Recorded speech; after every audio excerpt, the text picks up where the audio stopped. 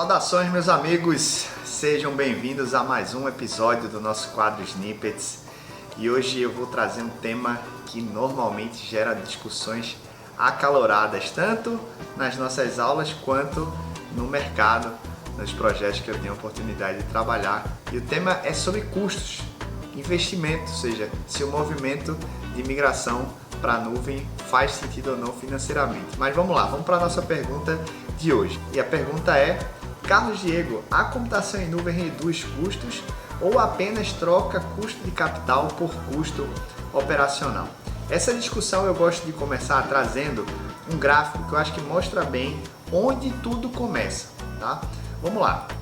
Analisando aqui essa imagem, a gente consegue identificar três linhas específicas que são importantes da gente entender. A primeira delas é essa linha azul aqui, que é a linha de recursos computacionais pré-alocados, ou seja, nela a gente mostra os saltos de investimento que são feitos para pré-alocar alguma infraestrutura. E isso pode acontecer no on-premises, isso pode acontecer em colocation, ou isso pode acontecer até em contextos de nuvem privada, certo? Por quê? Porque normalmente esses recursos são pré-alocados a partir de uma definição de tamanho.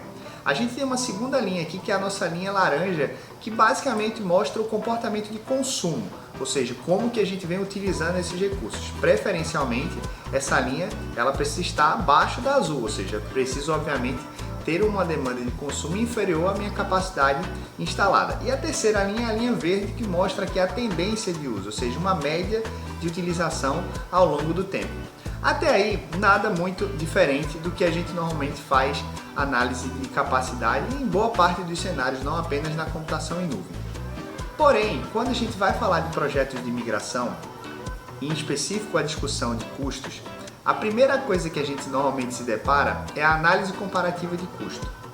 E para essa análise comparativa de custo, o primeiro desafio que nós encontramos, e está aqui na tela para nós, é que há uma avaliação preliminar puramente de infraestrutura contra infraestrutura, ou seja, eu analiso o custo da minha infraestrutura local versus o custo da minha infraestrutura na nuvem.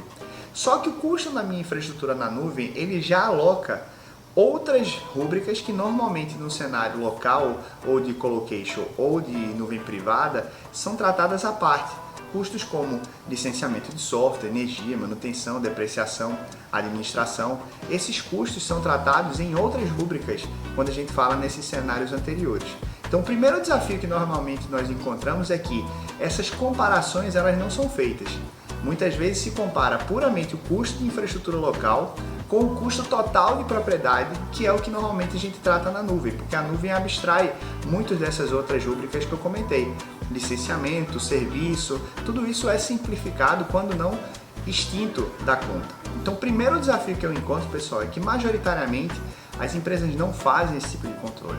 Não existe essa visão tão apurada assim dessas outras rúbricas. Até existe sim alguma noção, em alguns casos até algum nível de controle, mas majoritariamente esses números são tratados de forma muito alto nível, o que dificulta bastante a criação de um caso de mudança. O segundo ponto que eu queria tratar diz respeito ao custo de oportunidade. Quando a gente olha aqui essa segunda imagem, a gente observa que há um delta entre o recurso computacional alocado e o recurso utilizado, certo? Ou seja, eu tenho o que a gente chama de estoque de recurso. Isso faz sentido, eu não posso ter uma capacidade de recurso muito próxima da minha demanda real. Faz sentido, eu preciso ter alguma sobra ali para responder. Entretanto, quando a gente olha para outras indústrias, o que a gente observa é que o conceito de just-in-time stock, ou seja, estoques em níveis mínimos, é o que basicamente elas têm buscado. O que nós, computacionalmente falando, no mercado de tecnologia, temos aparentemente buscado o contrário, ou seja, a gente tem buscado cada vez mais sobras de recursos, especialmente nesses cenários on-premises, de colocation ou de nuvem privada. Por quê? Porque muitas vezes o movimento de adição de recursos, seja por investimento, seja pela disponibilidade do próprio recurso, é dificultada. Então, por uma questão, obviamente, de reserva, a gente termina deixando uma disponibilidade de recurso maior do que a gente realmente precisa. E isso gera um custo de oportunidade, porque isso é, como os financistas falam, dinheiro parado. Então, o que a gente quer buscar é que essa linha entre capacidade instalada e utilização real, ela seja o mais próxima possível, justamente para trazer um cenário mais otimizado financeiramente. Mas o grande desafio, pessoal, que a gente realmente tem e que está escondido nisso tudo, e que a migração para a nuvem pode trazer, é qual é de fato a necessidade real de capacidade que eu tenho. Essa discussão, ela em absoluto acontece na grande maioria dos casos. O precedente histórico, ou seja, a utilização histórica dos meus recursos é que é usada como base para que a gente faça o dimensionamento da linha de infraestrutura. Só que a pergunta que eu faço é, será que as capacidades que a gente tem instalada hoje de fato refletem uma necessidade real da minha aplicação? O fato de eu utilizar, por exemplo, 2 vCPUs ou 16 GB de RAM para uma determinada aplicação não quer dizer que aquela seja a necessidade real daquela aplicação. Será que fazendo benchmark ou analisando sob uma perspectiva mais técnica, eu conseguiria chegar, por exemplo, à conclusão que na prática aquela aplicação só precisaria de uma vCPU e 8 GB de RAM, por exemplo? Então o grande desafio que nós temos, muito mais até do que comparar custo de infraestrutura com custo real de propriedade, é assegurar que os ambientes de tecnologias eles são planejados olhando sim as suas capacidades reais, não apenas com base no precedente histórico, mas nos padrões arquiteturais daquelas aplicações.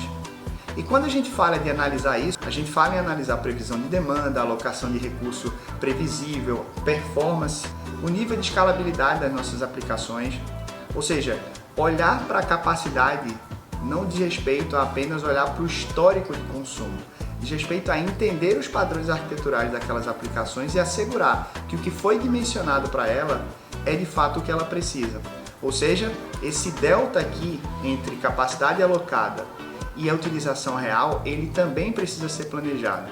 Porque mesmo num contexto de nuvem, quando a gente vai fazer essa migração, a gente consegue efetivamente, a partir de uma análise de capacidade adequada, identificar qual é o melhor padrão adotado e, por consequência, ser financeiramente bem mais atrativo do que a gente seria, por exemplo, pré-alocando o recurso computacional.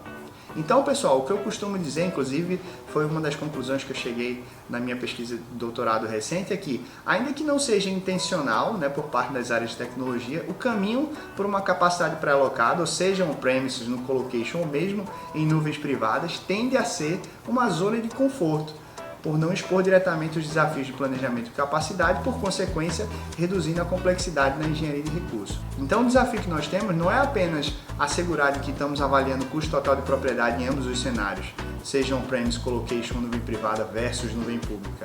É assegurar de que, no nosso contexto, ele é analisado com base num planejamento de capacidade adequado, onde eu entendo para cada uma das cargas de trabalho qual é a minha demanda real, seja com base em estudos de benchmarking, seja com base na aplicação de alguma metodologia de planejamento de capacidade.